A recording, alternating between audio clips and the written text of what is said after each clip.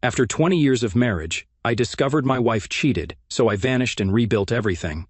You never imagined it would happen to you. Friends experience the grief of divorce for a variety of reasons, but because you trust and love your spouse, you never think you'll become another statistic, another failed marriage. However, looking at divorce numbers, particularly in the present period, I question why people marry in the first place.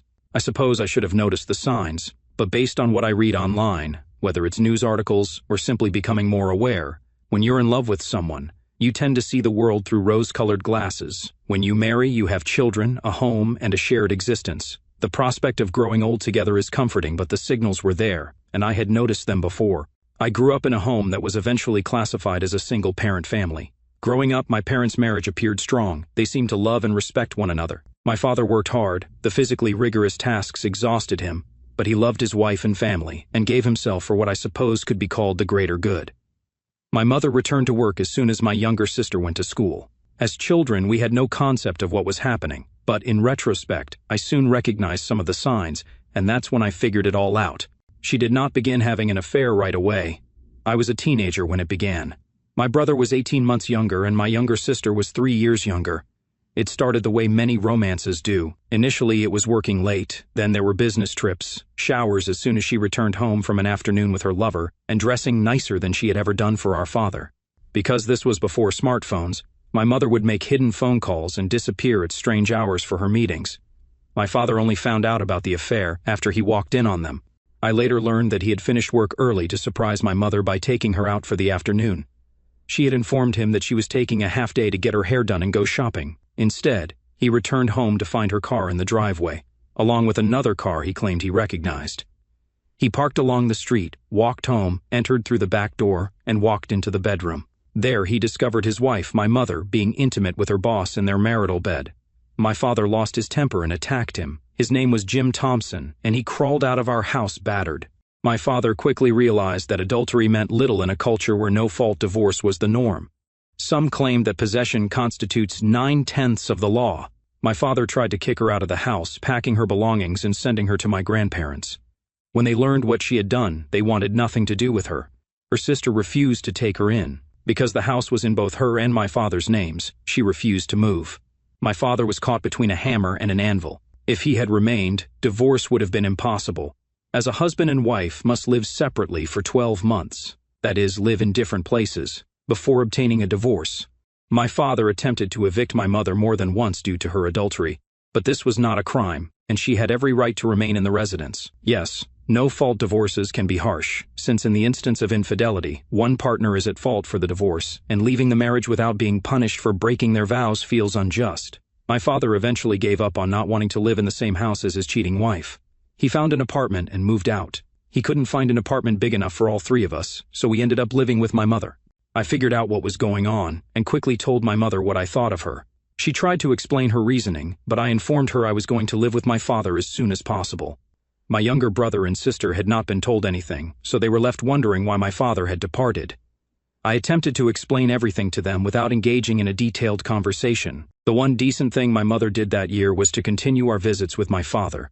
For the first few months he was broken. He did his best to put on a pleasant face for his children, however, being the oldest, I could see that the smile was forced. He sat me down at the table one night after my siblings had gone to bed, and admitted that we were the only reason he was still around. He would, however, fight for custody and, if possible, a place to live. However, it was only a pipe dream. Men were rarely granted custody back then, and when it came time for the divorce after 12 months of separation, they had to go to court to settle custody and other matters. When I was old enough to appear in court, I indicated unequivocally that I wanted to live with my dad. However, because my brother and sister were deemed too young to make that decision, even though the judge accepted their word for it, custody of all three of us was granted to my mother. The only silver lining for my father was that there is no alimony in Australia, although there is spousal maintenance. However, it is not usually awarded, and because our mother was already working well, he simply had to pay fair child support. In Australia, unlike in the United States, child support is reasonable for the parent who has left the household, so my father was not left impoverished due to child support payments. The next 4 years proved difficult. I already despised my mother and she knew it. I informed each man she attempted to present as her new partner that my mother was a cheater who had betrayed her husband, forcing him to leave the family home. More than once, I left her in tears.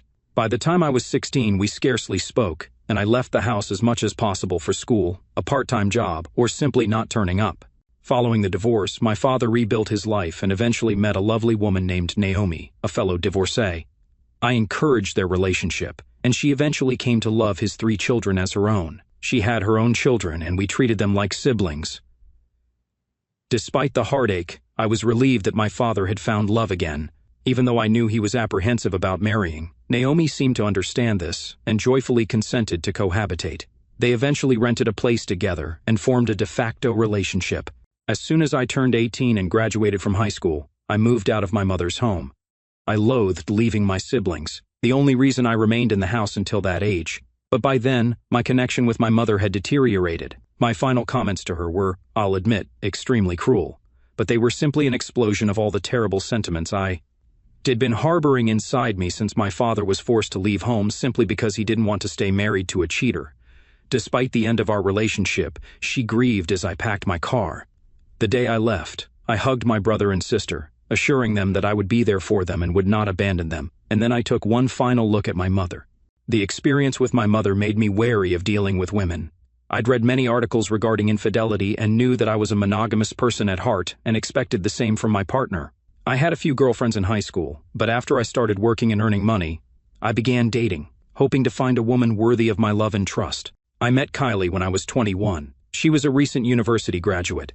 I was working as an engineer and taking night school because, while I enjoyed working with my hands, I hoped to advance through the organization to a managerial position. I met her at one of the corporate events representing an engineering company, where she was working part-time as a sales representative for a supply company. We hit it off right away, and by the end of the day, I had her number in my phone and promised to call. Mark, are you going on a hot date? My roommate asked. He was one of my closest high school friends, and we had decided to live together so the rent and costs would be lower. Something like that, Dave. Is this the same woman you met at the conference? Yeah. I eventually worked up the confidence to phone her. I stared at him with a smirk. Back off, Dave. I merely waited a few days so I wouldn't appear aggressive. Trust me, she was quite eager on the phone when I called her and wanted to meet up as soon as possible. After applying some aftershave, I realized I looked good, better than looking like a bum anyway. Although I had a respectable job, the pay wasn't tremendous, but I was comfortable enough. We decided to meet at one of the town's bars and proceeded on a case-by-case basis. I didn't normally plan dinner and drinks for first dates, too many stories about women looking for free food, and the man who paid for it would never hear from them again. She was sitting on a stool in the pub as I walked in after parking. She was already sipping her drink and met my stare across the room. When her eyes brightened and she smiled, my heart seemed to beat faster. After a few drinks, we gradually came to know each other. She stated that her position in the corporation was temporary, and that she was only hired because she had a beautiful face that drew customers to her. She chuckled, conceding the truth, but it made her feel like a piece of meat. So many married men pursued me, she said. It was disgusting. I understood her point. I know my own mother cheated, but both sexes are equally horrible at cheating. Out of personal curiosity, I looked up statistics online and was surprised to see how many men and women admitted to having extramarital affairs. Making matters worse, numerous Australian articles described us as a bunch of cheating scoundrels. You were the perfect gentleman, Mark, she added, holding my hand in her own. You kept staring me in the eye the entire time and were totally professional, at least until you asked for my phone number. You were the only sincere individual. I wish you were single, I said, placing my hand over my heart and raising the other hand. I swear I'm single. Ask any of my buddies. She grinned and grabbed my hand again. Good, because I have a positive vibe about you. I've already been hurt. We agreed to take things slowly. During the first several weeks, we met for coffee or cocktails. At the conclusion of the third night, we shared our first kiss. By then, she was already aware of my parents' relationship. She hugged me fiercely, and I felt better in my heart. When we kissed, I knew it was the right thing to do. When I met her gaze, I could see she was thinking the same thing. Drinks turned into dinner 1 week later. She returned to the apartment I shared with Dave. He had his own girlfriend and spent the majority of his time at her house, so he was thankfully not present. After one final drink, I took her hand, and we made love for the first time. A month later, she expressed her love for me. I reciprocated, and things continued from there. When she secured a solid job, we started talking about serious things like living together, buying a house, marrying, and having children. Even though I was still thinking about what had happened to my father, Kylie had already captured my heart, and that was all that mattered. She was a pleasure to be around, and she stated that her primary goals were to be a wife and mother. Before we married, we decided to buy a house jointly. Fortunately, this occurred before the housing boom that was sweeping Australia, particularly Sydney. However, due to her lack of a stable job and a poor credit history, which she informed me about, she was unable to co-sign on the mortgage. I could not afford such a mortgage, and no bank would lend it to me on my own, so my father advised that he become a co-borrower so that his income would support mine. I had no idea how much it would save me in the long run, but Kylie was grateful to him and almost wept when he told her she was just like any other daughter.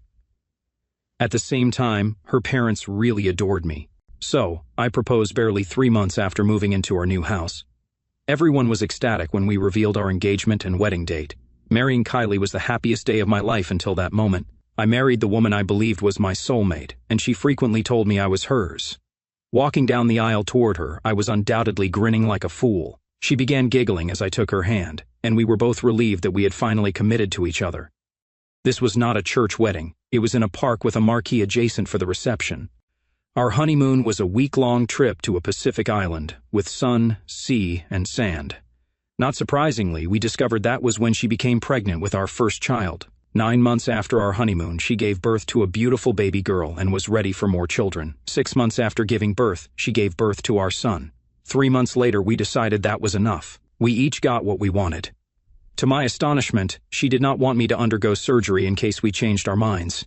She didn't want her tubes tied either. She simply consented to go back on birth control because it had never affected her before, and life continued as usual. She was a housewife and mother until her 2 children started school. As soon as our son went to school, she resumed working, but limited her hours to school hours until both children entered middle school. Only then did she return to full-time work. By the time we were 45, I was already working as a regional manager for a nationwide network of engineering firms. I traveled frequently but rarely stayed away from home longer than one night. Kylie worked in real estate and operated her own office, despite periodic trips to the main office in the central business district. Our daughter, Charlotte, moved out to live with her boyfriend. He was a handsome young man who had already committed to her. I assumed wedding bells were on the horizon. Our son, Stephen, was still at university and lived in an apartment close to campus. I was aware of his numerous interests, but Kylie and I stood behind him regardless of his life decisions. We'd been married for more than 20 years at this point. I had the impression that we were still in love, just like the day we spoke our vows. I kept my gaze fixed on her, my hand on my heart. I could look at another woman, but I never considered doing anything because I had given Kylie my heart and did not want to betray her trust. But I couldn't control myself. I was continuously thinking about what happened to my father. I should have known better. I should have noticed the signs, but when I finally accepted the reality, I felt I needed to take some precautions to prepare for the inevitable. "You never believe it will happen to you, do you?" I asked Dave. "Do you think she is cheating on you?" His tone was filled with astonishment. "Buddy, she adores you to death." "Dave, why on earth was I blind?" I assumed that once Steve left home, our relationship would return to normal, but I'm starting to see that she's acting like my mother did with my father. Even thinking about that made my blood boil. I hadn't seen her in over 2 decades. She had attended my wedding, but only because my father intervened. He'd married Naomi by then and was long retired. He advised me to become a better man and invite her. I didn't have to invite her, but not doing so would make me look awful. I clenched my teeth and mailed her the invitation. Other than emailing her about her grandchildren, whom she rarely saw, I had nothing to do with her. "So, what are you planning to do?" "Gather as much proof as I can, and if she cheats on me, simply leave her." "How will you accomplish that?" "I have methods and means. She's grown more discreet in recent months. I should have spotted it earlier. It is my own fault, but this is what I got for trusting her. When I recognized what was going on, it was too late to stop, so I prepared for the inevitable." On Monday morning, I had a meeting with a private investigator. All I wanted to know was if she had been doing deceitful deeds. I didn't require images or videos, but anything that could aid my case. Unfortunately, you cannot get a divorce in this country based on adultery. That is true, however, a man can defend himself if he is smart and acts quickly enough. Fortunately, she waited until the kids left the house before cheating, and there were a few things in our lives she had forgotten that could help me. He patted my shoulder. "I apologize, friend. I actually am." I sipped my beer. "The trouble is, until I have proof, I can't stop loving her. Perhaps it is simply my suspicious mind.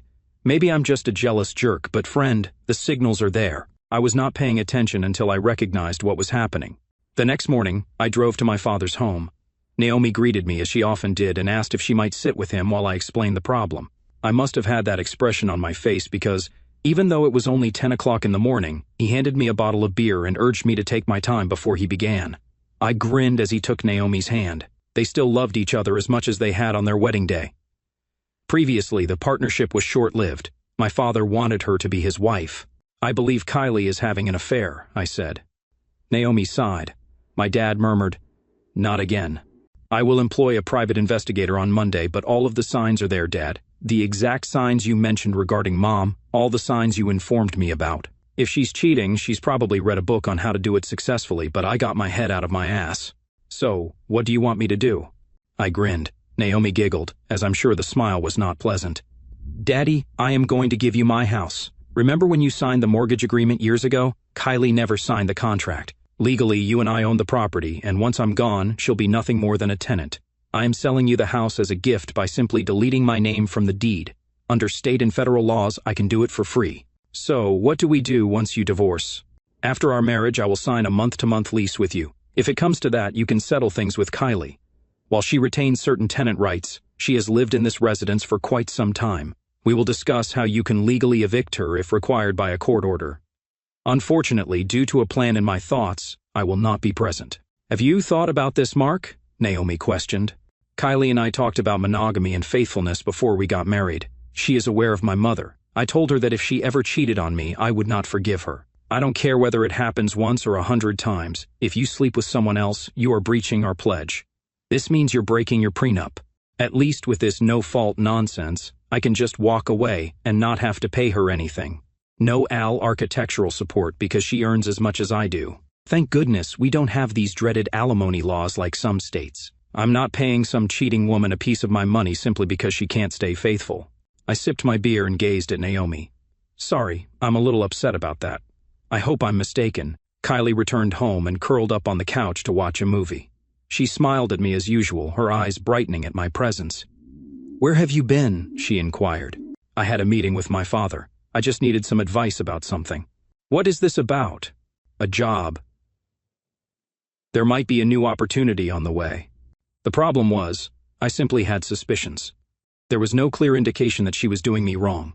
If she was having an affair, it was with someone she did not see on a daily basis. I knew that the day the girls' nights out began unexpectedly would be one of the final straws, but thus far, nothing like that had occurred. She used to stay late at work, but I'd had enough of it. If she was suspicious, she would assume I was cheating on her on those few times I worked late. Before retiring to bed, she snuggled up to me as usual, whispering how much she loved me. It upset me to believe she was lying to me. Perhaps she loved me, but she required something or someone new. If that were the case, we'd split, and she'd be able to find a new man. I've read fictional stories of women who, for whatever reason, transformed and committed horrible acts. The thought of my beautiful wife indulging in such activities almost made me gag. Until I had proof, I needed to trust her. It was the old saying, trust but verify. So, when I muttered back, "I love you," I really meant it. But the prospect of her betraying our vows became terrible at times. The following day was Monday. I went to work first. Every morning, we ate breakfast together, then I brushed my teeth. Everything was the same that morning. Her eyes shone as she told me she loved me and wished me a happy day. I nearly felt horrible knowing that at lunchtime, I would be meeting with a private investigator to set up surveillance on my wife because I suspected she was cheating on me after 20 years of what I believed was a blissful marriage. I was astonished to be visited by a woman dressed in a trench coat and fedora, resembling an ex-cop with a disdain for women. "I think I watched too many old movies," she observed, noticing my amazement. She smiled as she explained the process, what was being offered, and how much it would cost. She noticed the money going around. "No, we have separate accounts, but we share a joint account to pay bills and other household expenses." "Why do you think she's having an affair?" I described what I'd seen my mother do, then what my father uncovered, which my mother admitted, and described the current situation. "How's your sex life going?" she finally asked. "It was fine after my son moved out, but around 6 months ago it slowed again. I assumed we were just pushing it out of our minds. To be honest, I wish I could have intimacy with my wife every night. Just because I am 45 does not imply I am no longer interested in it." "Have you observed any shifts in her behavior?" "Yes, they're scarcely noticeable, yet they're present. You're familiar with the term red flags?" She nodded and I grinned. Not quite enough for a communist march, but enough red flags to make me uncomfortable and suspicious. She described what they had to offer, including phone tapping, footage monitoring, identity tracking, and a variety of other operations, some of which she admitted might not stand up to scrutiny, making them potentially illegal. I had to explain that it wasn't a permanent arrangement. Unless my head was buried in the sand, I had no idea if she was seeing someone on her lunch break while working late, or if she was just hooking up when she wanted to experience something different. I had to accept that I simply didn't know and wanted to discover the truth. I was given some time to think about it and told that I could phone on Friday to start surveillance early the following week. It was difficult to give up intimacy with my wife. I still didn't know the truth, but the idea of sharing her with one or more men made me extremely uneasy. I could have pretended to be ill, but I told the truth. I was just not interested. I know it made her upset when I turned down her advances. She eventually inquired if I was stressed about my job. I was preoccupied with something, so I suppose her curiosity was satisfied. As always, she snuggled close to me and said, "I love you." I contacted them on Wednesday and urged them to start immediately. I needed to know since this was beginning to drive me insane. I couldn't help but wonder whether it was all just in my mind. It's no surprise that so many cheated-on husbands have suffered psychological damage. In the end, despite the fact that I paid for their services and they discovered the evidence, it only took a month of battling back from my wife to finally expose herself in all her betrayal. By this point, I was reading every day about cheating spouses, both male and female, all the indicators of infidelity, how they pull the wool over their partner's eyes, and what spouses can do if their marriage fails. I was already prepared. I had already begun packing the car, and I had what is known as an evacuation bag. The workers knew I was getting ready to relocate. I only needed to give them a date. Our house was now owned by my father, and the lease made no mention of my wife. With any luck, she'd be kicked out of the house within a few months. It was Friday evening. I arrived home at the usual time. When I walked in the door, Kylie was usually in the living room watching TV and drinking wine. We generally ordered takeout, talked about our week, maybe made plans for the weekend, snuggled up, and then went to bed. Before she started acting strangely, Friday nights were generally nice because the kids had finally left the house. We made love all the time, sometimes not stopping until Sunday. But I heard her in the bathroom. I nearly laughed to myself. The situation was so cliché. I took a beer from the kitchen and sat down on the sofa. You never believe it will happen to you, I thought. I waited in the dim light for her to appear. I had anticipated seeing a seductive little black dress. Instead, she wore a mismatched blouse, a short skirt, stockings, and heeled shoes. She had groomed her hair, used cosmetics, and wore jewelry to highlight everything. She was very beautiful. Unfortunately, that wasn't for me. I did not realize that right away. "Mark, I didn't realize you were home." "I arrived home at my usual time, Kylie. You've clearly been too busy primping and planning for whatever you're doing. Where are you going?" She took a deep breath. "I am going on a date tonight, Mark, with John from work. It's only for work." It was a blatant falsehood. I knew who he was. He was her affair partner. He worked at her company's headquarters, was married, and had children around our age. I'm not sure what she wanted me to say, but there comes a time when a man simply washes his hands of another. If she had expected me to beg or plead, she clearly didn't know me at all. She was aware of my stance on monogamy, infidelity, and standing up. She returned my glance as I approached her. I stared at her closely, and she finally recoiled. I smiled as I made my way into the kitchen. "Are you not going to say anything, Mark?" No. She had no idea how ready I was. I suppose we were both good performers. The only difference was that I wasn't destroying her heart with lies. "Okay, fair enough. I will be home later. We will talk then." I didn't say anything, just followed her to the door. She paused and returned my gaze, as hesitant as I had ever seen her. I wasn't sure whether it was guilt or not. I didn't care anymore. "Good night, Mark," she spoke quietly. "Goodbye, Kylie." She must have understood what I was trying to express, but she clearly assumed I was going to be another man I'd heard about who would put up with such nonsense. But I was not a cuckold. I was not going to put up with that nonsense. I was not interested in an open marriage, wife-swapping, or other such issues. It emasculates, demeans, and entirely reverses the promises made during marriage. As soon as she departed, I executed my plan. I grabbed my evacuation bag and packed another suitcase, then loaded them into the car. I went online and praised the heavens that in this day and age, everything can be accomplished via a phone app or online. We had very little debt, just one credit card, which I quickly paid off and canceled. I paid all upcoming expenses and then transferred the majority of our money from our joint account to my own. I left her with enough money to cover a month or two of rent and bills. Following that, she was on her own. Possession constitutes 9/10 of the law. She did not own the house, and by the time she understood our savings were depleted, I would be gone. As I strolled around the house one final time, I couldn't help but say, so many nice memories are now ruined. I took another mug of beer and prepared to make 3 calls. The first one should be easy. The final 2 would be the most challenging. Dad, it has been confirmed that she is cheating on me. She mustered the courage to admit that she is going on a date with another man tonight. The strategy will now take effect. Where are you going? To Adelaide. I have a new 12-month contract there. When the divorce is finalized, I'll probably return to Sydney, but that's the point. We will wait and see. All okay, son. I will make sure she does not find out where you are. A new number. I will settle everything as soon as I arrive. I will send you my new address as soon as I locate somewhere to reside. Drive carefully and avoid doing anything foolish, son. All I am doing is leaving a cheating marriage. Unfortunately, this time, like father, like son, rings a little hollow. You have done nothing wrong, Mark. Simply find peace in what you are doing, and you will soon be able to move on with your life. Please know that Naomi and I love you. Do my children know? I'll phone them next. Good luck, son. I'll talk to you soon. Calling my children was the most difficult call I've ever made. I called my daughter first. She'll always be Daddy's little girl. When I explained the scenario, she sobbed on the other end of the phone. It hardened my heart to hear my young girl crying because her daddy's heart had been destroyed.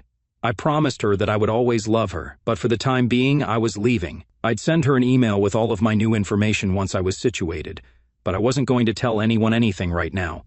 My son demonstrated the stoic attitude that I would expect from any young man. He labeled his mother a derogatory term, and his only question for me was what I planned to do with him. I'll find out where he lives and send it to his wife, I admitted. She deserves to know the truth. Aside from that, I have no desire for revenge, Steve. This is not fiction, this is real life. I'm heartbroken right now, but all I'll do is wait for the divorce and then somehow rebuild my life. I'm only 45 or 46 when the divorce happens. What about counseling? Charlotte demanded. Marriage isn't like ours here, and neither are the divorce laws, Steve. You've read too many stories based on state laws. As long as we've lived apart for 12 months, I can file for divorce. Since you're both over 18, I won't even be required to attend court, although I will, just to make sure everything goes smoothly. She can't require counseling since we've been married for 20 years. Well, I'd be careful, Dad. You know how the courts can be if she's persistent enough. Then I'll just take my evidence to the counselor, put the pictures in front of them, and ask them if they'll stay married to the woman who's cheating on them. Okay, Dad. Well, take care of yourself and keep in touch when you get to where you're going. I'll keep you in the loop, as I believe Mom will be contacting me. She knows the law will protect you. Thank you, Steve. We'll talk soon. That was it. I wrote Kylie a short letter explaining that I was leaving and that she would hear from my father soon. I didn't give her the reason why, leaving it as a bit of a surprise. Other than that, I explained that I had already called our children and told them the truth, just like my father had. She could tell her parents that I left, but if I started getting insults or requests for reconciliation, I would send them proof. Finally, I took off my wedding ring and placed it on the coffee table, along with the note and all the proof I had received.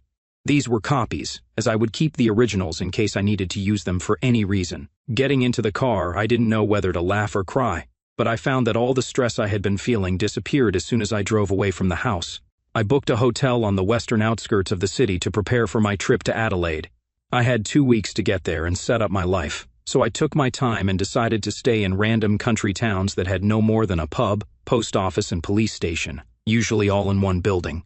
A week later, I arrived in Adelaide. I was met at the office where I was to work by several people I recognized from previous corporate conferences. I already knew my role, so knowing I was a stranger in their city, they took me outside and showed me around, recommending neighborhoods where I should live. I ended up staying in a hotel for a month while I picked a place to live. I chose a modern 3-bedroom apartment in North Adelaide after researching information and discovering that it was one of the most beautiful suburbs in the city. I wasn't interested in buying as the average price was expensive, although not as bad as Sydney.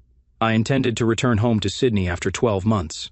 As soon as I moved and changed my room, I informed my father, siblings, and children of the change in my circumstances. Charlotte called immediately, wanting to visit me. I missed her terribly and arranged for her to fly for a month. My son was finishing his studies, but as Christmas was only 3 months away, he would visit me then so he could stay for a few weeks. As for my father, he let me know what was going on with Kylie. Are you aware that she didn't get home until the next morning? Yes, I didn't dismiss the private investigators until the next day, as I was curious as to what she was doing that night. She went out to dinner with him, and it was all quite romantic. Then they spent the night in a hotel in the city. There was nothing else I needed to know. I thanked them for their efforts and paid them, as their services were no longer needed. Well, I heard about it through the grapevine and also what she told me. When she returned home, she found her wedding ring, the note, and the evidence. She called me, your children, and her family in hysterics. You obviously didn't answer your cell phone, and I know she sent you emails. Any calls from her went to voicemail and were deleted. I marked all emails from her as spam. Well, that was just the beginning of her problems. A week later, I showed up on her doorstep and showed her the lease we signed. Then I showed her the paperwork that you had gifted me the house. Her face turned pale as she realized it was all quite legal. I gave her 3 months to find a suitable place to live, and if she doesn't leave, I'll have the police evict her. She's still living there, but I know she wants to move out. Has she asked about me? Of course. She asked about your family, your children, your friends, even where you work. She's eaten up with guilt for throwing away 20 years of your life together. Has she explained to anyone why? Not really. She's sorry, of course, but I heard the same thing from your mother. She was sorry she got caught, not sorry she cheated on me. Cheaters always live in a fantasy world where they believe they are doing nothing wrong. The usual nonsense is that it was just sex. I never cheated on my wife, and believe me, Dad, by the time I was in my 30s and 40s, I was getting plenty of proposals. But I loved my wife and wouldn't dare back down from my vows. I got a second chance with Naomi, Mark. Give yourself time to heal from your marriage. When you are ready, open your heart to someone else, Mark. There are millions of good women on this planet. Thank you, Dad. I love you, son. Take good care of yourself. Work allowed me to distract myself. I ended up traveling over South Australia, visiting various stores and suppliers, and taking time on weekends to explore the region, notably the Barossa Valley. I discovered that divorce had made me a strong negotiator, unwilling to give in unless it benefited my company. At the very least, my managers were pleased with my work performance and were already discussing the possibility of staying in Adelaide permanently. My daughter came to see me a month after I moved into the flat. When I was waiting for her at the airport, she yelled, "Daddy!" and dashed to me. I embraced her hard and twirled her around, and she burst into tears as I whispered how much I loved her and that once this was finished, I'd be home for good. She stayed with me for a week, and despite the fact that I was working, I spent the majority of it at home. When I had a spare moment, we talked about anything that came to mind. She told me that her mother had been calling her constantly, attempting to explain her version of the tale. Although I didn't want to provide her the proof, I eventually gave in and presented her with the printed report. By the time she stopped reading, she burst into tears and nearly yelled at her mother about how much she despised her. This wasn't my intention, but despite my promises that her mother still loved her, I had a bad feeling it would take her a long time to forgive her mother, if she ever did. The day she left devastated both of us because I knew she wanted to stay with me merely to keep me company. I hugged her for what seemed like hours before she had to leave. I never cried during the months that my marriage fell apart. It made me irritated but not upset. I'm not ashamed to admit that I cried briefly in the car as my daughter drove away.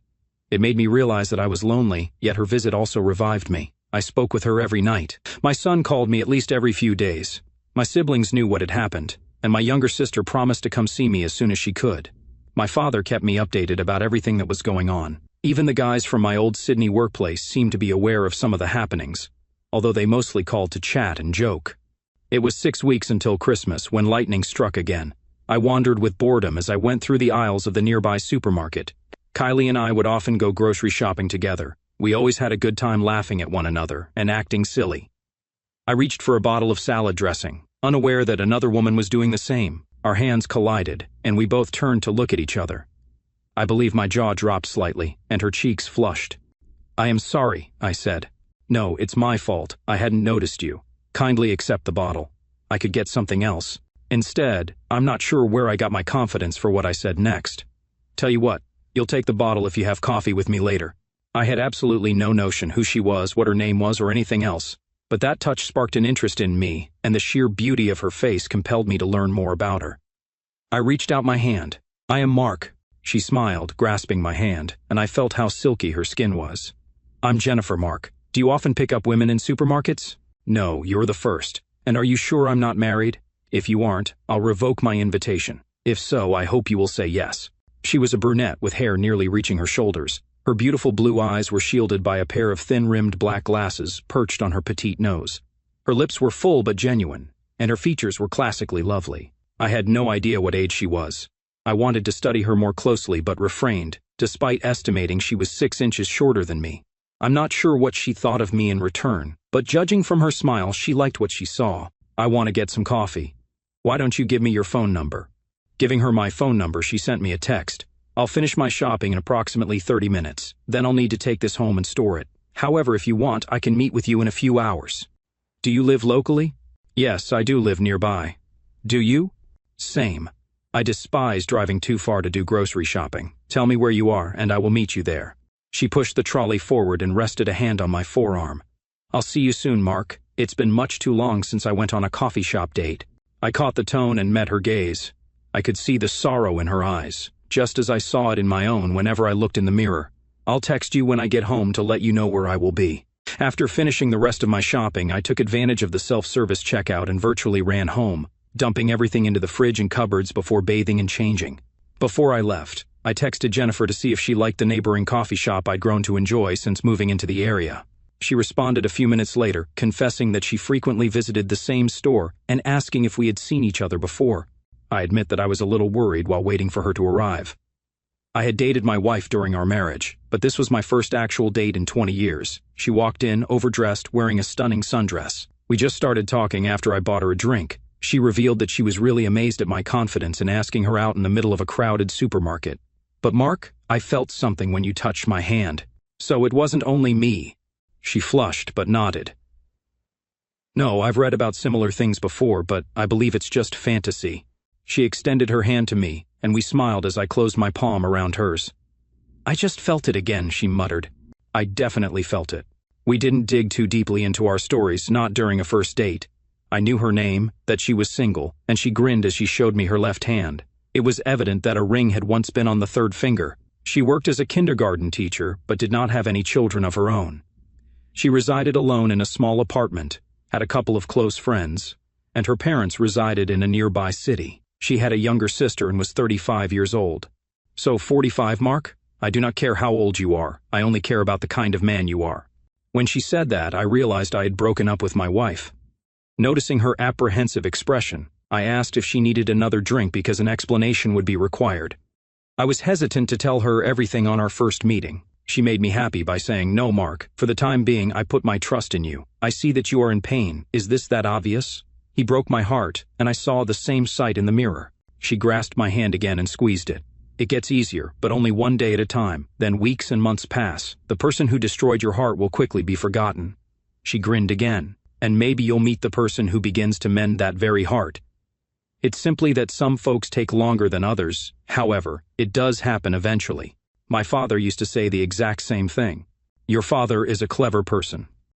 We finished our second drink and went outside to walk to her car. I felt embarrassed, unsure whether to kiss her, hug her, or simply wish her well. While hugging her, a part of me did not want to let her go. I couldn't imagine falling in love again so rapidly. I suppose we both didn't want to break our embrace. Call me this week, Mark. I'd love to talk with you again. What about tonight? She laughed, and it was a stab to the heart. You are welcome to call me whenever you wish. I called her that night and every night thereafter. To avoid disrupting her normal teacher's week, I asked if she wanted to go out to dinner on Friday night, and she said yes. I virtually danced around the apartment as soon as I got off the phone. I hadn't felt this excited in a long time. At the seminar on Thursday, more than one individual commented on my cheerful demeanor. Everyone was aware of my split and imminent divorce, so they believed I was seeing someone. Not wanting to jinx things, I told them how much I enjoyed my date at the coffee shop and that I would be having dinner with the same person the next night. I also mentioned that I had no interest in going on multiple dates. I would go out with one woman at a time. If it didn't work out, I'd try another. I found a restaurant with outstanding recommendations online, but I had never been there before. It was an informal dining area, yet the food was said to be good. Despite the relaxed ambiance, I still wore trousers rather than jeans, a long-sleeved button-down shirt, leather shoes, and cologne. Despite keeping my stubble to a minimum, the restaurant featured a bar, and I smiled when Jennifer was waiting for me. She seemed quite nervous. When she noticed me approaching, she stood up, and I leaned in to kiss her without thinking. She quickly kissed me back. "Wow," she murmured and drew away from me. "If you're just going to greet me like that on our second date, I'd like to do it at the conclusion of our first." A waiter approached us and showed us to our seats. Fortunately, the booth was divided into a narrow semicircle, allowing us to sit side by side. After ordering our beverages, we talked about our weeks. It was impossible not to notice how enthusiastic she was about teaching, but when she admitted that she wanted to have her own children, I began chatting about mine. I believe we were both upset when the waiter returned and inquired about our order, as it disturbed the conversation. We decided to split the appetizer and dessert, with everyone receiving their main entree. I was astounded by how quickly the talk flowed. Her face mesmerized me, her voice, her behavior. She must have caught my gaze several times as she smiled. The dinner was fantastic, with no complaints. The waiters and servers were courteous without being too intrusive.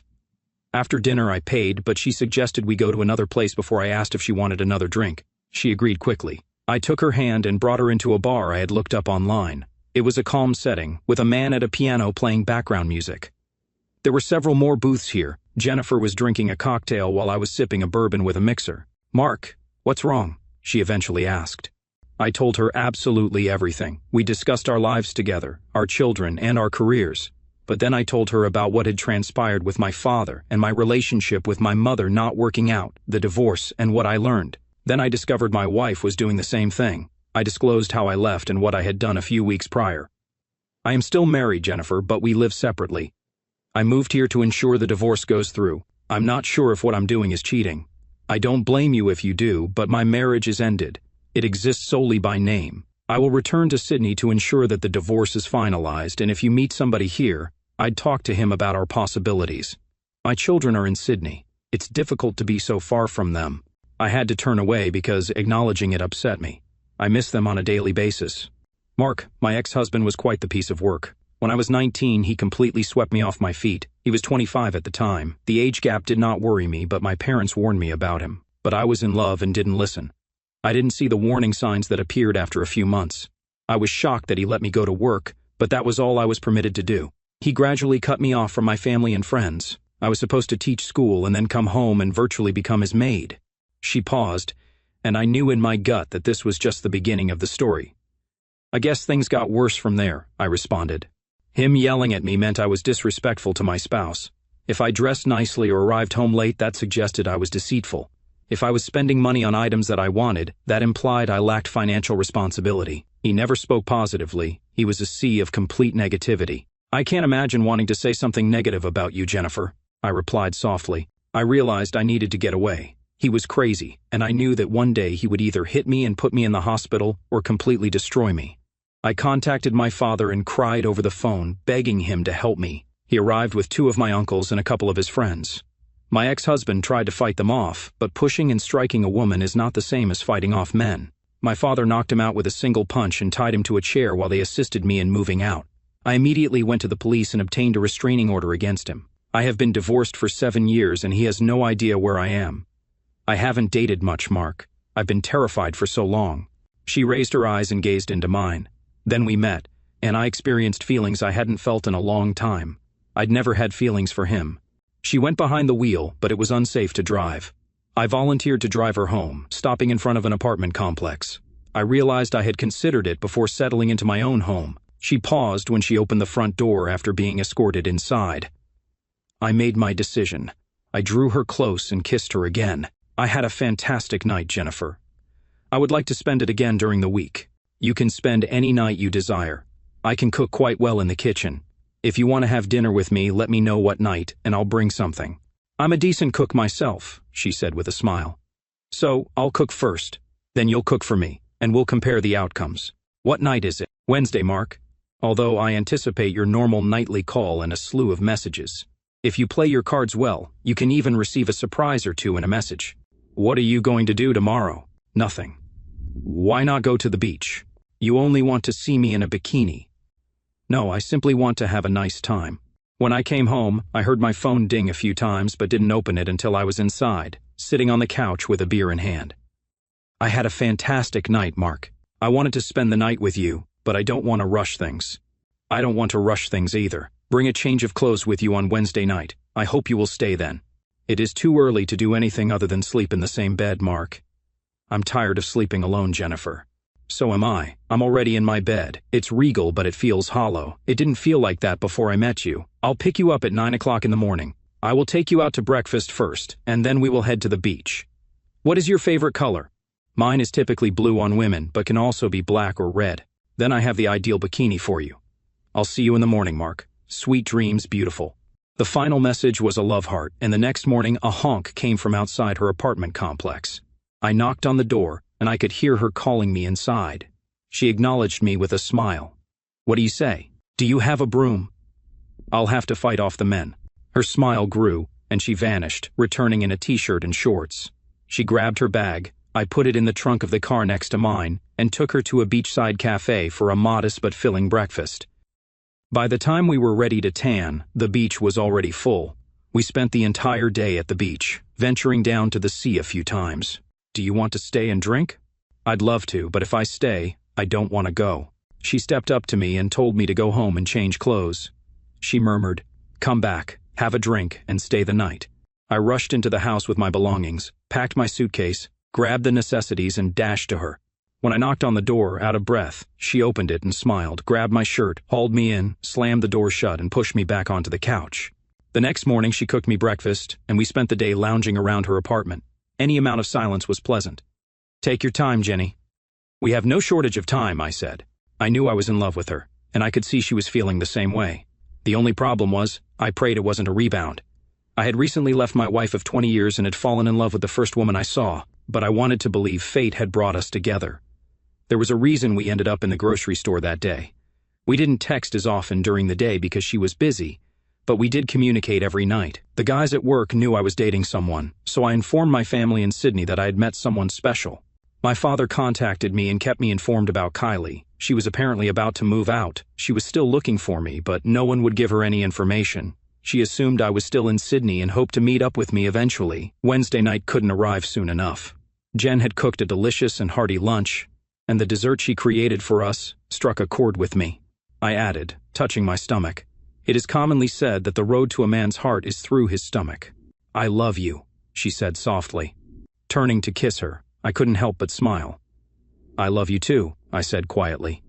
"Isn't it too early?" "No, absolutely not, Jenny. If that is how we feel about each other, then so be it." I felt it on our first date over a cup of coffee. I realized I'd found the man I'd like to spend the rest of my life with. And I mean, if you want to be closer to your children, I'll accompany you. "Are you sure?" "This is a significant decision, Mark. There's nothing keeping me here. My parents are still well. My sister is in a happy marriage. I'm not going to make a decision right now, but my heart screams I should come with you. I would love to meet your kids. They'll be here at Christmas. Then you'll all come to celebrate Christmas with my family." That night, she made her first visit to my apartment. She referred to it as a bachelor pad, yet it was clean and neat, even though she understood why I kept things simple because it was merely a temporary residence. At the mention of marriage, she paused and turned away, tenderly clasping her wrist. "I admit that I was also thinking about it, Jenny. I cannot recall the last time I felt this much love for Kylie. I don't say that because she crushed my heart and cheated on me. Perhaps we have been on a roll for all these years. Perhaps it is because it is new. Perhaps it is simply because I am older and have more life experience. But I absolutely adore you, Jennifer Morris, and one day I hope you will be Jennifer Williams." She responded in a whisper, "I hope to be Jennifer Williams." For the next 3 weeks, everything was perfect. We were not apart for a single night. To be honest, we spent more nights in her apartment than in mine because it was much nicer. She called my father multiple times, and I kept my children informed, but they didn't want to speak until they met her in person. After calling my son the week before Christmas, I had to inquire about his mother and her activities. I told her I wouldn't be here for Christmas. I believe she guessed you were not in Sydney. Charlotte despises her daddy. I mean, complete loathing. She's only spoken to her once since you left, and ever since that phone call, she has seldom spoken to her. I talked with your sister last night. She will be here in a few days. What about grandfather and Naomi? I'll talk to them when I return to Sydney. Jenny will most likely join me. We'll need to get her a job and buy a home as close as feasible so she doesn't have to commute. Are you positive you don't want to stay there, Dad? Charlotte and I have been chatting, and we're thinking about moving there to be closer to you. I know your sister is also thinking about it. Jennifer listened intently and squeezed my hand. Are you sure about this, Steve? You will leave behind all of your friends and relatives. Dad, you're more important. Believe me, when Charlotte arrives in a couple of days, she'll be sure to say it. Her husband will be in favor as well. He despised living in Sydney. I couldn't help but peek at Jennifer, surprised. I'll still have to return to ensure the divorce goes through, Steve. Don't make hasty conclusions. I understand how that seems, but my decision to leave your mother in this manner was planned beforehand. I am well aware of that, Dad. I'm not interested in her. She's still trying to persuade people that she didn't do anything wrong and that it was your fault for leaving. Jennifer traveled with me to the airport. My daughter arrived that day. Her husband Tom accompanied her. However, as soon as Charlotte noticed me, she dropped her belongings and raced to me. It was like the days when I used to pick her up from school, and she was overjoyed to see me. She cried again for a few minutes, and when I introduced her to Jennifer, they were both in tears. I looked at Tom and shrugged helplessly. The next day, my son knocked on my apartment door, surprising me. "Daddy!" he exclaimed aloud, and we embraced. The young man hugged me tightly, and we both had to wipe our cheeks as I walked him inside to meet Jennifer. "At the very least, he resembles you rather closely," she spoke. I knew what she meant, but I had already taken the DNA test. Kylie hadn't cheated on me so early in our relationship, but I still wanted confirmation. Later that morning, I drove the 5 of us to Jennifer's parents' home. The trunk was full of gifts, and I delivered them all. Her mother fell in love with my daughter in 2 minutes, and I'm confident that my son was recognized as one of their own grandchildren, just as they acknowledged me as their son. I used an online video service to contact my father and exchange Christmas greetings. My brother, his wife, my sister, her husband, and their children joined him for Christmas. Kylie had long since left our old house and moved in with her parents. The news that startled me was that her affair partner was evicted from his house by his wife, who used evidence to get him fired for egregious misconduct. Apparently, my wife was hanging on by a thread in her job but was demoted and lost several common friends who couldn't forgive her for cheating. It was an excellent day. My kids took many pictures for their social media profiles. I'd long since lost interest in such things, thinking they were a waste of time. However, I quickly received messages from a few old friends who had contacted my father and asked whether he knew my phone number. Many people were curious about what happened, so I gave a simple answer. Others provided me with information on Kylie, but I said it didn't matter. As soon as the 12 months were over, I would file for divorce and return to Sydney to ensure it took effect. Jennifer and her family spent a fantastic Christmas together. When she mentioned coming to Sydney with me, I informed her that we would be staying in Adelaide and that someone from my family would be joining us instead. Her face brightened up, and I almost had her in tears when I finally gave her the gift I desired. I was still formally married, so it was too early to propose, so I bought her a lovely necklace and bracelet. She put them on right away and promised to wear them as much as possible. After a hearty meal, her father offered me a drink, and we ended up in his garage, where he had an old sports car on wheels. "I have not seen Jenny this joyful in a long time, Mark. Partly, I believe that leaving Adelaide would be beneficial. But would you be glad to stay here indefinitely? I'll stay here for her, and my children will relocate to be closer." "How quickly can you finalize the divorce?" "Several months at most. I've been open and honest with Jenny from the beginning. I understand she has been treated badly." "Yes, possibly up to 6 months. I only have concrete evidence from the last few weeks before pulling the pin." He shook his head. "I've read about all this cheating nonsense. Why marry if you can't stay faithful? Have you ever heard of cuckold?" He knew what it was based on his disgusted expression. "Yeah, I'm not sure if Kylie meant that, but it's one of the new nonsense ideas. The same applies to all of these people who seek a free relationship so you can cheat while keeping your conscience clean. To be honest, if my wife had asked me to do that, I'd be in jail. How disrespectful is it to ask someone to do anything like that?" Jenny's ex-husband was a cheater and an abuser. He placed a hand on my shoulder. She was unaware of the infidelity, but he did it with everyone who moved. He gripped my shoulder. "Mark, she loves you. Please do not hurt her heart. I'm not sure I can stomach another call like that from my little girl." He took a sip from his bottle and added quietly, looking aside, "I almost completely wrecked it, Mark. I adore her more than anything in the world, Daddy." He grinned and started calling me son. I've been seriously hurt, so we both bear the wounds in our hearts and minds. We help one another. We stayed until late afternoon, and my daughter drove us home because I'd had too much to drink. When I returned to my apartment, the children had gone to bed, and Jennifer dragged me into our bedroom. If it was good, she would have had a more enjoyable New Year's Eve. I encouraged my children to have fun as I walked her to a downtown hotel. After dinner and drinks, I led her back to our room, where there was a bottle of champagne and some appetizers. "Do you have any New Year's wishes?" I inquired. "No, not just one. Would you like to hear them?" "Sure. I want you to live here with me, deal. I want you to propose to me as soon as you get divorced. I'm already looking for rings." She clutched me even closer. "I would like to have a baby," she spoke softly. "Jennifer, we will marry and start a family." My kids left a few days later. I was reluctant to let them go, but when I mentioned that I would most likely stay in Adelaide if they wanted to join me, they vowed to look into their alternatives.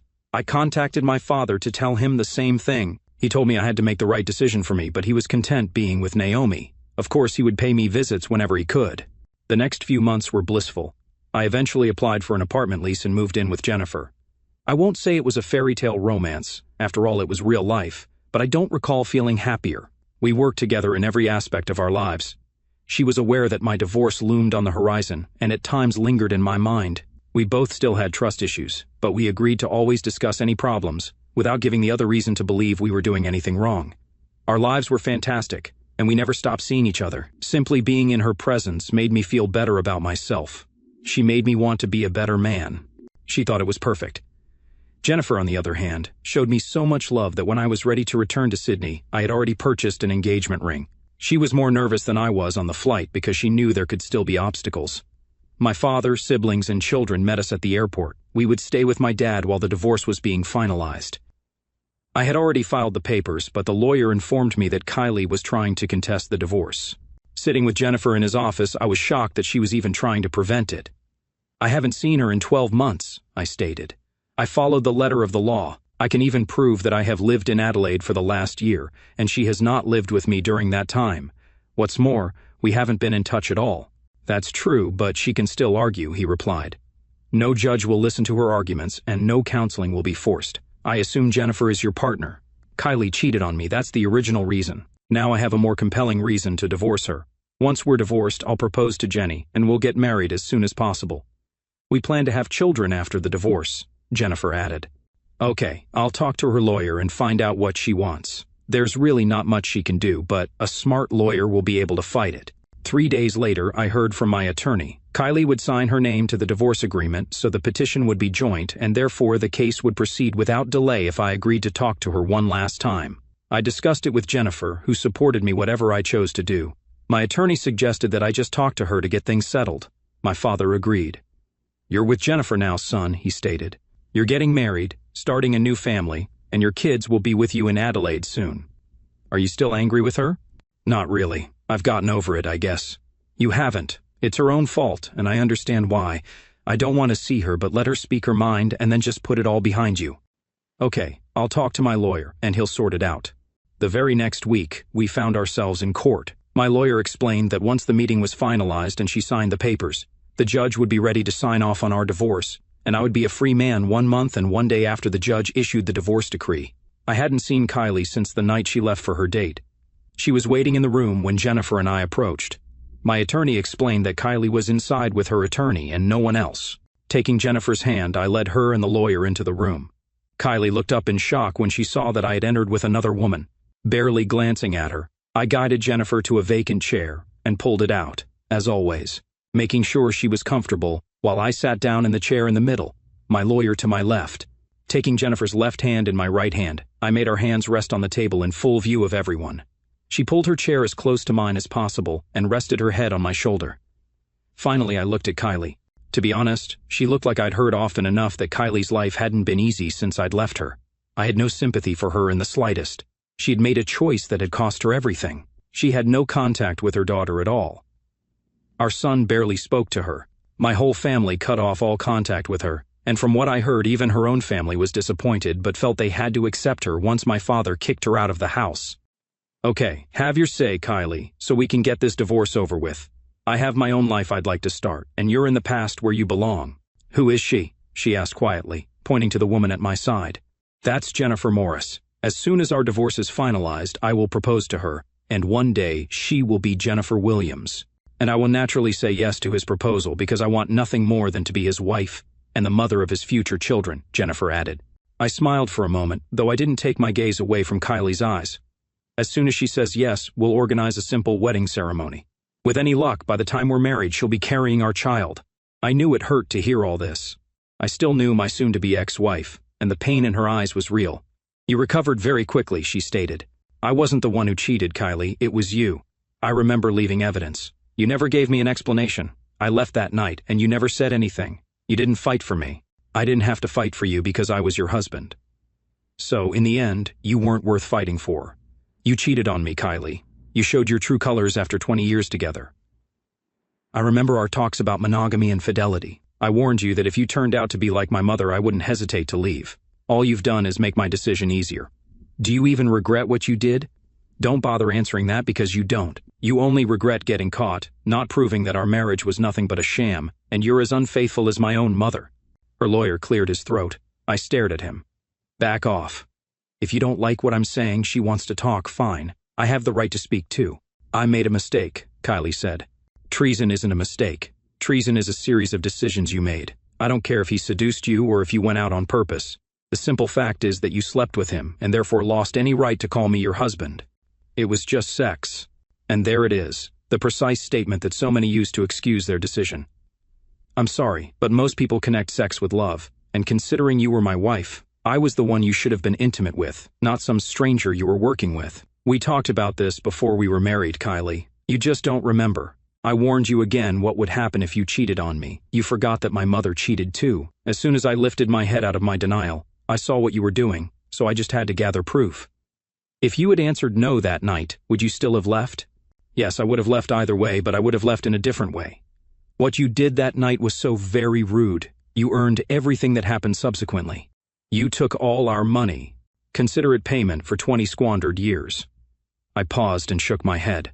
No, that's not really fair, right? You gave me our 2 children. It wasn't a waste. I also verified that they were mine. That upset her. I never cheated on you then. No, you only turned unfaithful thereafter. You sold our house. No, I handed it to my father. It remains in his name, and he rents it out. He has already told me that he will sell it and give me the majority of the proceeds so that I can buy another house near where I currently live. You didn't give me a chance. Because you clearly didn't deserve one, Kylie. Where do you currently live? None of your business. I don't want you to know that. You no longer matter to me after I left. Our children have reached adulthood and can choose who they want to spend special occasions with, whether it's a birthday or a holiday. She fell silent, knowing that nothing she said would convince me to change my mind. Simply sign the papers and move on with your life, Jennifer stated. He hasn't seen or spoken to you in 12 months. He has accepted the situation. He and I both love each other. We plan to marry, start our own family, and grow old together. You chose to leave him. I am glad I was the one who caught him. I hugged him. I whispered that everything would be fine and I'd never let him down. He owns my heart and I have his. I did not intend to, she said, looking into my eyes, and I saw tears. I remained composed. Tears were ineffective against me. Mark, I still love you. Great for you. I don't care, Kylie, I said coldly. The tone almost caused her to jump. I no longer hate you. Don't let the cold tone fool you. I just do not care about you anymore. You stopped being my problem when you allowed another man into our marriage. We sat in silence until her lawyer cleared his throat. This is clearly not going anywhere. Simply sign the papers to conclude this farce. He has clearly gone a step further by indicating that he intends to marry again. No judge worth his salt would oppose that. Your marriage has ended. Your kids are grown. You no longer share any common property. It's over. Do the proper thing, sign the paperwork, and get on with your lives. He took the papers from the folder and placed them in front of her, then extended a pen to her. When Kylie met my gaze, she burst into tears. I knew her well enough to know she was genuinely upset. Wiping her cheeks, she took the offered pen with a trembling hand and scanned the papers. She signed and dated right at the bottom. Is my presence in the courtroom required? I asked my lawyer. No, Mark. You are free to go. You'll get the divorce decree in the mail. Good. Then we're finished. Jennifer rose to her feet and took my hand, and I led her out of the room. I am sorry, Mark, I overheard her say. I'll always love you. I appreciated the apology, even though it was no longer meaningful. Too little, too late. But as for the last 3 words, I believe she still loved me, but I didn't mind. The woman I loved was now grasping my hand, and in a month or a few days she would be my bride. Going outside, my father, Naomi, Steve, and Charlotte waited for us at the cafe. Gesturing to my head, we continued walking to the nearest pub because I was thirsty. After purchasing mugs for each of us, we sat down at a table, and I explained what the discussion was about. They teared up when I admitted that it was most likely just me talking, outlining everything I wanted to say. How did she look? I inquired with Charlotte. She looks like she appears to be her age or older. Definitely earned the upgrade, Jennifer whispered in my ear. Did she sign the documents? My father asked. Nodding, we clinked our glasses and drank our beers. I went through the same ordeal with your mom, he said. I believe everything Kylie told you she also tried to tell me. She wasn't trying to blame me. Your mom was accusing me of working too much. Was she trying to justify it? I inquired with Stephen. Yeah, that's the old line, it was just sex. What's up with these unfaithful women claiming it was just sex? Charlotte mused, almost to herself. I married my husband and would never consider leaving him just for that. If I want something, I turn to my husband and achieve it. She paused and blushed, realizing she had just said that in front of her father and grandfather. We exchanged glances and laughed. "Okay, well said, girl," my father burst out. "Those are words you can live by." "Your grandfather has no chance," Naomi announced. "And if he needs some chemical assistance, he knows what else he can use." "Naomi, that's my grandfather," Charlotte exclaimed. "He isn't dead, nor am I. I'm 65 years old and still very capable," my father countered. Naomi raised an objection. "Your grandfather met me at the appropriate age, but once we were together, we promised to be good to one another. We had both ended our marriages due to infidelity. I'm just glad it is almost over.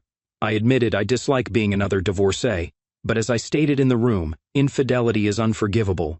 Fair play to those who choose to make a relationship work. Perhaps if your kids had been 10 years younger, I would have felt trapped." I then looked at my father. It wasn't easy, nonetheless.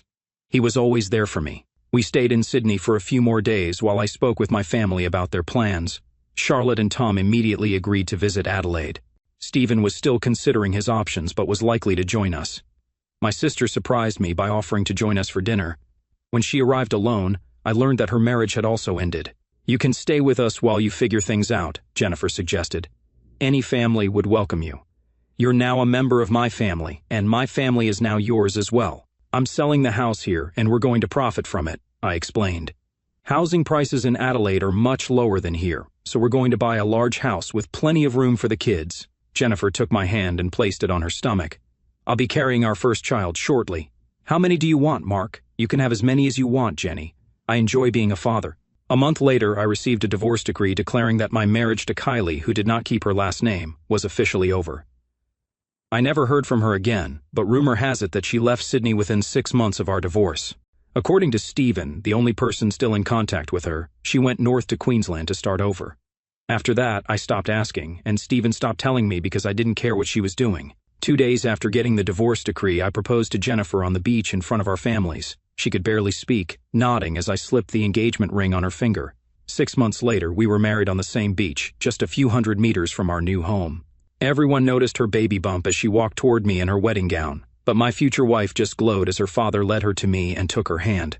We couldn't keep our smiles as we turned to face the celebrant. "My loved ones, we have gathered here today." Epilogue.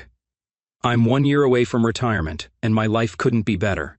Jennifer and I have been married for nearly 20 years, and we are as happy as the day we met.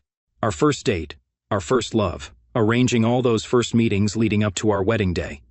6 months after returning to Adelaide, my daughter and son moved to Adelaide following their trip to Sydney. My daughter and Tom are still married and have 3 grandchildren. My son married a wonderful man, and they have 2 children together. My father and Naomi moved in with us in Adelaide a year after the divorce, where he spent nearly 10 years before dying peacefully in his sleep. Naomi was heartbroken, so we insisted she move in with us right away. She resisted for a while until she realized how large our house was, and we ended up building a granny apartment so she could maintain her independence.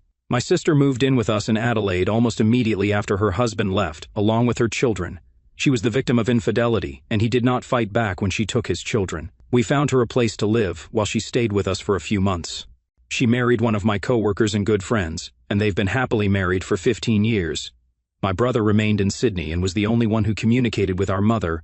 At the age of 60, I found out she had died after we hadn't spoken in nearly 40 years. When I learned of her death, I couldn't shed a tear. Jennifer suggested that we go to her funeral after all to become better people. So, we all traveled to Sydney to attend the funeral. I was surprised to discover that she had remarried and practically adopted her husband's children as her own. They were not surprised to learn of our existence, but were shocked that she did not admit to being estranged from 2 of her 3 children. We could have explained why we were estranged, but funerals are not the occasion. We simply stated that we were here to pay our final respects before returning home. Within a year, my brother had moved into our Adelaide home. Jennifer and I ended up having 4 children, 2 boys and 2 girls. My older daughter and son were overjoyed to have siblings and enjoyed babysitting, even though Jennifer and I didn't go out much. We still loved each other deeply, cared about each other's companionship, never went to bed angry, and our lives are just as vibrant today as they were when we first slept together. Looking back on my life during my divorce, I'm sure there were those who would have preferred that I give in to my ex-wife. What would have been the point? The fact that I left without saying anything only made her feel worse, and I kept quiet for a year before returning to ensure the divorce was finalized. She was aware of my thoughts on fidelity and breached the contract. I don't agree with those who believe in reconciliation either. If your spouse cheats and you find the strength to forgive them, that is your decision. However, trust is broken, and can it ever be completely restored? I don't believe it can. You will spend the rest of your life filled with suspicion and resentment, and divorce is almost certainly inevitable. Instead, I followed a well-traveled path. There was no true vengeance, at least not to the point of burning everything to the ground, but there was no chance of reconciliation. I simply walked away, deciding to move on without Kylie. I met Jennifer, my one true soulmate. I still believe that the meeting in the supermarket was fate. I'm not religious, but I'm sure there are ancient religions that mention gods of fate. Are you ready, Mark? I turned around to see my wife looking stunning in a red ball gown. I see you still possess the old magic. Has there been any word on the children? They're either on their way or about to leave. What about the young people? They'll be fine without us for one evening, unless they burn down the place. So, we have time to have some fun? Yes, of course. I adore you, husband. My wife, I love you more. Years of happiness, I sincerely hope so. I'll tell the kids that they won't be staying long. They'll understand why. Thank you for taking the time to hear today's story. If you enjoyed this narrative, please like and subscribe if you haven't already. If you have a story to tell about your situation or someone else's, please do not hesitate to contact me. Please take care.